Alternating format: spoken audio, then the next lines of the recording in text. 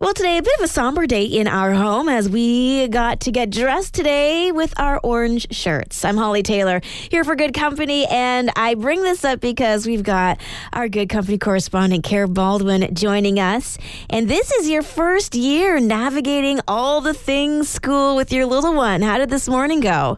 Yeah, that's right. We have one orange shirt. It has a wolf riding a motorcycle on it. So Okay. I'm not sure how sensitive we're being to Orange Shirt Day today, but definitely just trying to let him know that he's got a purpose for wearing this shirt and he's going to learn a lot about it at school. You know, we're going to try to talk to him too at home, but it's hard at this age, to be honest. He's just turning 4. So there's a lot of these kind of themed days and holidays that are a little bit hard to navigate.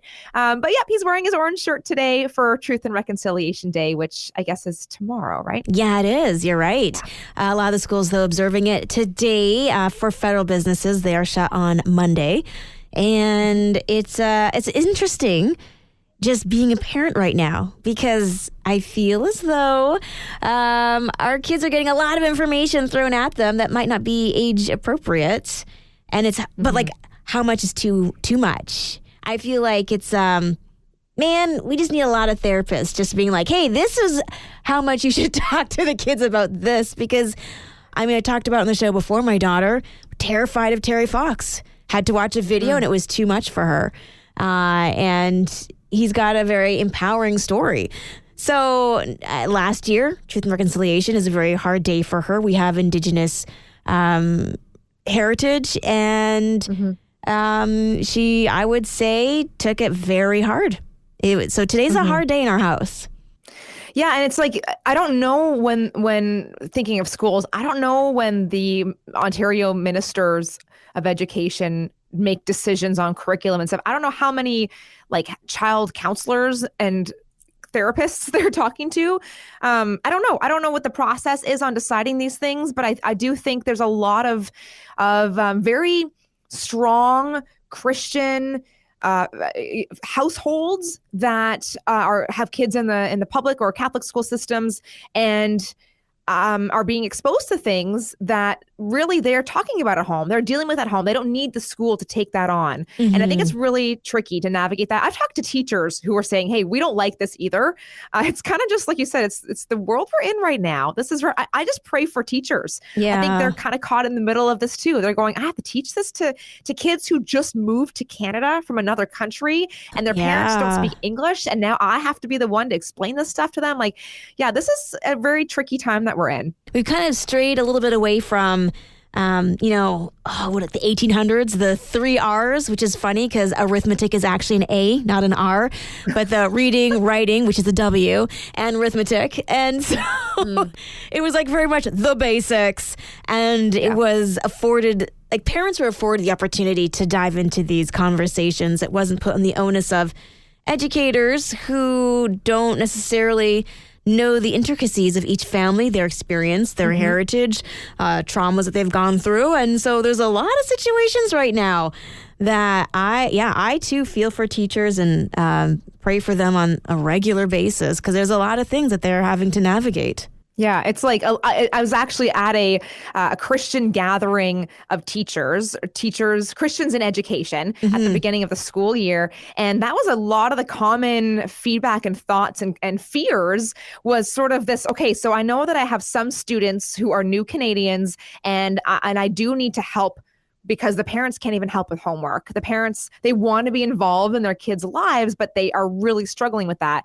And then you have the maybe more upper class Canadian families where the parents in some cases don't even show up to parent-teacher interviews because they're just too busy for their child. And they're either expecting the school to do all the work or they're teaching it at home and they don't like what the school is teaching. Like, yeah, who is right? And I know this isn't really where we planned on taking this conversation, but it is really tricky. And I'm so happy that you're praying for teachers because I am too. But I also found a lot of hope in this gathering of educators, just knowing and seeing that so many of them do follow Christ and really do want to be a light and want to help the next generation navigate this in a really healthy way. So I have hope for my son's teachers in the future of his school life. And I think we just have to kind of pray for wisdom as parents to to come alongside and answer the questions that our kids are going to come home with. Yeah, I think now more than ever, wisdom is something that as parents we need. Discernment, teaching these even to our kids. How do you discern truth from fact, from fiction, to all the things? I mean, we got AI now. People can fake people's voices. It's a very unique day and age to try to parent through.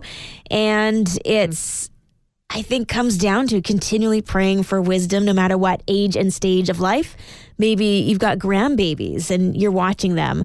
What is going to be the appropriate things to say to them based on their age, based on what's happening in the world around them? How do we keep our kids for as long as we can? Yeah. It's hard, I think, for grandparents too, because your kids may not be in the same place or have the same foundation that you want them to have in terms of their relationship with God. And so you're trying to kind of skip the generation to reach to their kids, your grandkids. Yeah. Right. Like I think a lot of grandparents, they want to be that Christian influence for their grandchildren, even if the parents aren't. So yeah, that's a hard one too. There's resources too. And I think I'm so thankful for that. Justin Holcomb is an author, he's a pastor, and I've actually seen some of his kids' books that are really, they're resources, but they help have conversations with kids in a very, it's a biblical based approach, but also kid friendly. And it's like how to protect your body, how to understand where your image, body health, a healthy body image for kids. And I think we got to find resources. We got to reach out. We got to talk to, the leaders in our church. And like you said, pray for wisdom, pray for discernment, and know that you don't have to figure it out alone. And that we're going to say the wrong thing, right? Yes.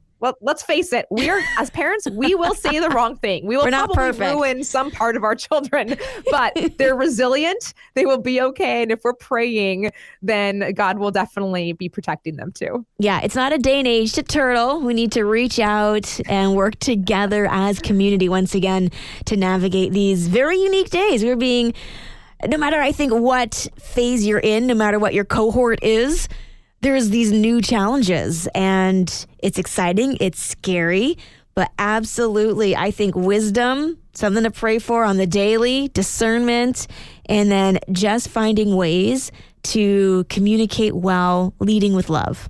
That's so good. Yeah. And I think it's okay that we participate in these kind of themed days, even when they're the fun ones too, because then it lets the kids know that there's a reason for it, but the reason doesn't have to always be dark and somber. Yeah. We don't have to always have a fundraiser for people who are dealing with heart disease, right? Like we could do some fun things too. Obviously the pajama days and the dress up days are always fun. So yeah, I think kind of balancing that out probably would help too. Yeah. And for us as parents. Yes. It's like we had a hard conversation last week. Let's just focus on Thanksgiving now this week and just take it a day at a time. Let's just do crazy hair day. All right, we're done. Yeah. Carrie, thank you so much for stopping by today here on Good Company. A little bit of a more challenging conversation, but again, I always love diving into these with you. Yeah, this is real life. I appreciate chatting with you, Holly. Thanks.